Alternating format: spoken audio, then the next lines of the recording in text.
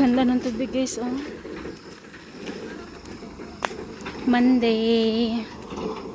Start na naman ang pasukan ng mga bata.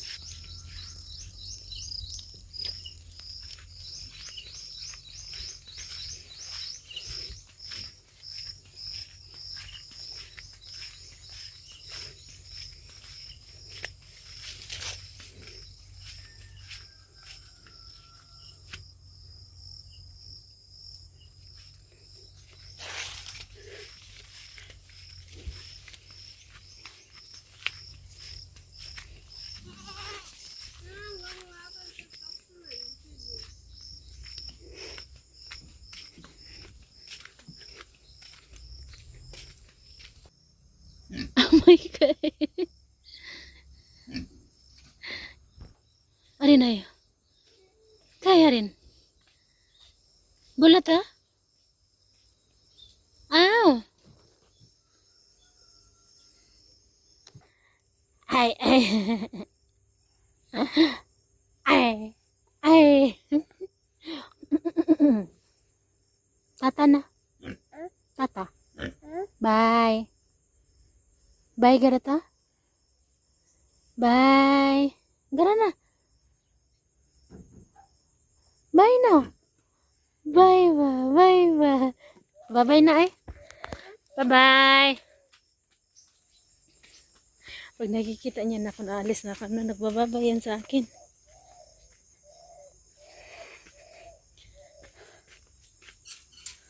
Silip pa ka. Bye. Nakasilip pa.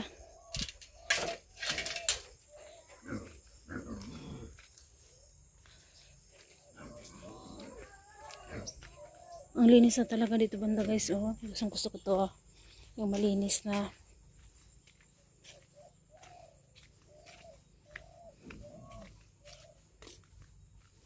Tingnan niyo yung ano ko guys. Oh. Yung pipino ko malaki na. Paikot ko ulit yung talbas niya. Doon, pumunta na doon yung talbas niya. Oh. Nung kailan yung pagtanim ko, hanggang dyan lang kasi yan eh. Tapos ngayon ang haba na yun. Oh. Diba? Tapos yung aking sitaw. Oh, umabot na rin hanggang dulo. Very good. Nakikumpetensya din tong kulitis guys. Oh, lalaki din siya. Ito, hindi ko na siya ginugulay. Pero kinakain daw to sa atin. Pero di ako nakaano kasi niyan, nakatry kaya hindi ako kumakain yan. Pag nagugulay ako dito, mga ganito lang yung kinukuha ko. Kasi medyo bata-bata pa. Tsaka yung ating, ano ito nga dito eh. Bonggabilya ba to? Buyag, malaki na din siya oh. Puti na lang talaga ito nag-survive. Pero yung isa, mas maganda sana yung isa kasi yun yung masipag magbulaklak ba. Pero namatay talaga siya. Yan. Yung okra ko din, laki na din dun, no? Yung mga okra ko, guys, kinukunan ko yung mga ano niya para maging double yung sanga niya. Sa likod, ang dami na, ang ganda na. Kasi, hindi mo na ako pumunta doon. Antayin ko na muna si auntie magapa sa likod. Saka ako sasalok, doon sa likod. Para naman may kasama ako, dahil. Ayan. So, yun guys, hanggang dito na lang muna. Ito muna yung update natin today. Wala naman na akong labahin. Yung labahin ko lang isa yan lang. So, yan. So, bye-bye po everyone. Happy Monday po. Bye-bye po. God bless. Hi guys. Time check is 11:30. Lalakarin ko lang guys, no, simula nung palengke, sa unang palengke namin, tsaka papunta doon. Kanina sinakay lang ako nung kapitbahay namin. Nagmotor kasi siya, ulitaw ba, nagmotor lang kasi siya, tapos pupunta din siya dito sa palengke. Wala pa kasing tricycle, wala pa ding bus na dumaan. Sumakay na lang din ako para makapunta na kaagad ako dito kasi lalakarin ko pa nga.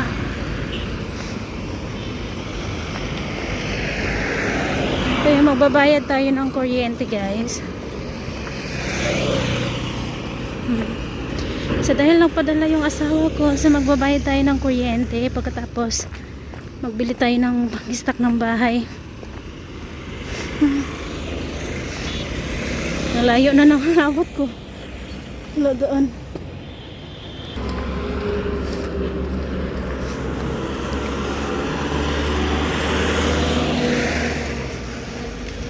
Aantayin ko sana si RG kanina na matapos yung school niya. Sasabay ko si RG dito. Pero sabi ko hindi na lang. Ako na lang yung aalis para mas mabilis. Hindi ko na sinama si RG. Although bibili din ako ng ano ni RG. Gamot ni RG. Pangpahid sa ano ba, sa kanyang kati-kati. Guys, may malunggay oh. Tignan nyo.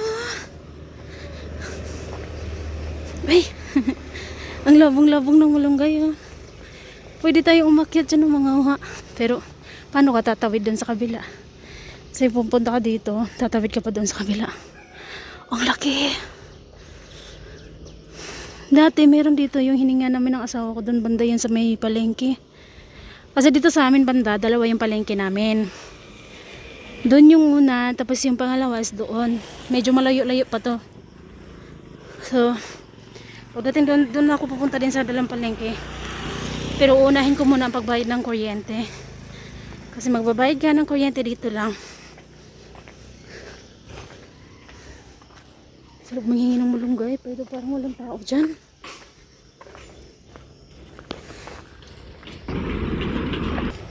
So, dito lang naman tayo magbabayad ng kuryente. Ayan dyan. So, ayan, nakabayad na tayo guys. And then guys, pakita ko sa inyo itong ano oh. Ang daming bunga ng atis oh. Kita nyo yan? Ito yung view ng likod ng ano nila, kung saan ka magbabayad ng kuryente. So guys, ang nabayaran ko lang naman sa kuryente is papakita ko sa inyo. Ano, ang total niya is ayan, 870. Kasi dahil summer ngayon, dalawa-dalawa yung ginagamit naming ano, may time na dalawa-dalawa yung ginagamit namin na electric pan pag tanghali, lalo na kapag Sabado at Linggo andito yung mga bata. Talagang dalawa yung ginagamit namin kapag sobrang init talaga, hindi kaya ng isa na electric pan, so dalawa yung ginagamit namin. At pagkagabi rin naman ganun din.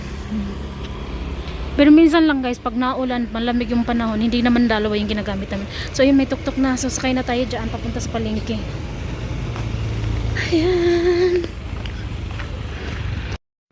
walang tuktok guys. Kanina yung nakita kong tuktok, ano pala yan, nagbibenta ng gulay. Yung ano niya puno ng gulay yung tuktok niya, so hindi tayo nakakasakay. Tapos may sumunod naman puno din, pero pwede naman ako umupo sa harap, pero ayaw, hindi sila huminto.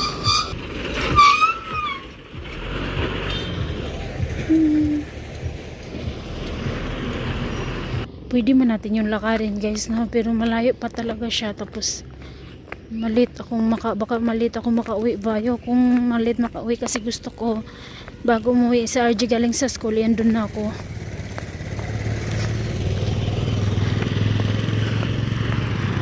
Dahil wala pa naman yung tricycle, yan na muna tayo, lakarin na lang muna natin. Wala pa talagang tricycle. Wala nga ang bus, walang tricycle. Malayo pa nun guys. So doon pa yun sa dulo. O yun o. Ganito talaga yung ano ko guys.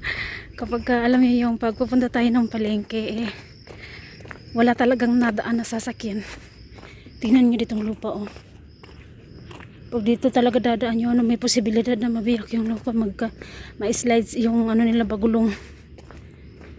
Ngayon marami yung na-aksidente dito ngayon kasi alam niyo dito sakit ng paa ako, napandol ako, aray ko guys. Sakit.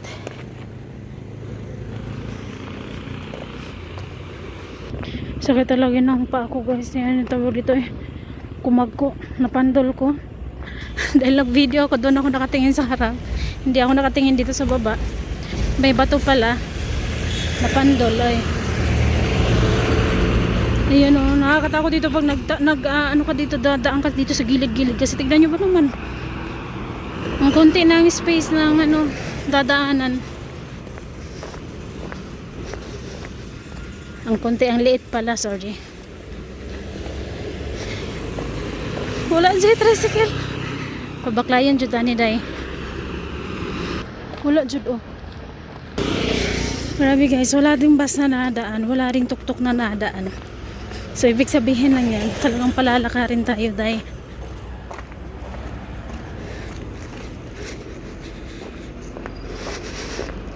Ay, sige na. Kaya ra na ito na.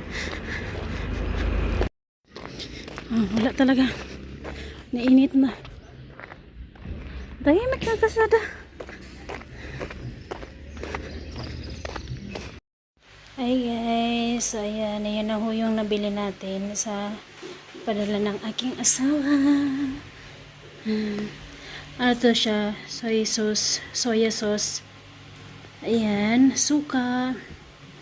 Ketchup, wala silang malaki. Hindi na ako naglipat-lipat pa ng tindahan. Doon na ako dumiretso. Isang tindahan lang yung pinintahan ko. Tapos diretso ko na binili doon lahat para yun nga para makauwi ako agad baga. Ayan, tapos may baby oil para sa mga bata sa buhok nila.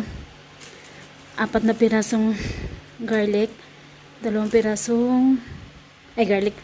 Oh yeah, garlic nga. Ginger. 2 pirasong ginger. Colgate, sa 1 pirasong sabon. Tapos ito ay para sa lamok. Ilalagay ko to, dati nilalagay ko to sa kwarto namin guys, no? Pero ngayon ang isa ko nilalagay ko na lang ito sa may living room namin.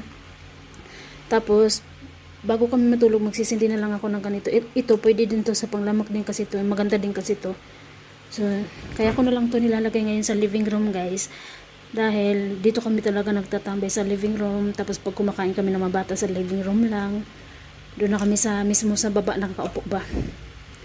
1 kilong apple. Dati nung nagpadala si Manang nakabili ako na ito Nakabili ako nito pero mas maliit lang yun. 180 yung kilo 180 nakabili ako ng 1.5 na kilo. Naubos din. Ayan. Tapos ngayon nagmahal na. Grabe. Although ito malalaki na ito. Iba-iba kasing presyo dito guys Pag yung ganyan na yung kalaki, 200 yung kilo. Tapos yung mamaliliit, dapat is 180 yun. Pero ngayon, nag-ano na sila ng 250 na. Baliktad na. Gusto ko yung maliliit kasi marami kang makukuha sa 1 kilo ba. Tapos yan, dalawang ano yan. Ito parang 200 plus to saging. Mahal din kasi yung saging dito And then, mais. Kasi gagawa ko ng popcorn ng mga bata. Nag-ano na kasi sila sa panipuri nagsawa na. Tapos ito asukar. And then binilahan ko na lang din to. Di ako masyadong nabili nito Ayan para siyang wafer sa atin baga.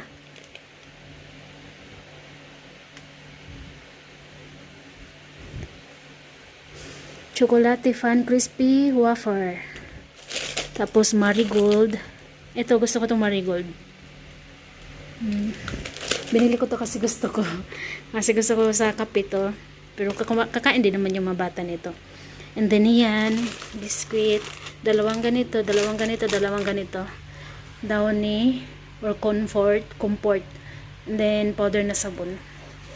Tapos syempre, doon ako bumili ng manok guys. Ayan. 580 ito. 1.5 kilo. Doon ko na binuong bili. Hindi ko alam kung ilang araw namin to ma-budgetan ko kasi guys. Kasi dito sa amin, no, nag-uutang, alam niyo man, nag-utang-utang ako dito ng manok, no. Tapos, kada buwan namin binabayaran yan. Medyo pricey na ngayon yung manok, guys. So, doon nagtanong ako. So, 390 ang isang kilo. 390, biruin nyo yun. So, bumili ako ng 1.5 kilo. Oo, 1.5 kilo. So, sabi niya naman, hininga naman ako ng 580 daw. Ayun. So, yan. Ito na lahat yung nabili ka. Salamat sa aking banana. Na-stock na naman tayo. Mag-video na muna ako, guys, kasi may time pa naman ako. Kasi nakarating ako dito sa bahay ng 1:41 na ng hapon. Ng tanghali, baga. So, ngayon ay pahinga-hinga muna ako saglit. Nagbihis muna ako. Hindi pa ako nagbihis. Nag-ano muna ako saglit. Nagpa-electric pan kay igang yung kayo. Nagbas lang kasi ako. Hindi na ako nag-tricycle. So, ngayon ay 2:07 na ng tanghali. So, magbibihis lang ako. And then, maya sunduin din natin sa RG. Yan. Maraming salamat sa aking banana. Sa aking asawa. Ayan. Nakabili tayo ng stock ng bahay natin. Lalo na yung para sa mga bata talaga. Siyempre, di yan mawawala yung sabon. Kasi yun yung importante, guys. Tsaka nabayad na rin ako ng kuryente. Ayan. Ipapakita ko sa inyo yung outfit natin, guys. Outfit ko nung umalis ako sa palengke, nagbayad ng kuryente. Ganun. So, yun, guys. Ito yung ginamit ko. Alam niyo ba na ulan? Ngayon, kanina nung dumating ako taligsik, medyo nabasa yung mga sinampay ko. Malaki pa rin talaga to siya, oh. Dapat ganyan niya siya, eh. Ito ay bigay to ng ate ko sa asawa ko. Pinabigay niya, tapos ipapabigay daw sa akin. Malaki pa talaga siya, yun, oh. Pero, okay lang sa akin kasi mas gusto ko yung mga ganitong outfitan na yung mas malaki sa akin kaysa yung fitting sa akin, baga. Hindi siya kita, no? Hanggang baba, no? Basta mahaba siya, guys. Paano ba yun? Dinala ko din pala yung IKEA bag ni Manang. Yan yung pinaglagyan natin sa ating pinalengke. Basta mahaba siya, guys. Oh, yan, oh. Ang haba niya masyado. Paano ba yun? Ay, sige, try ko dito po lagay, ha. Baka madaling hindi na kasi ako nagamit ng stand. Ayan. Mahaba pa talaga. Yung manok. Ayan.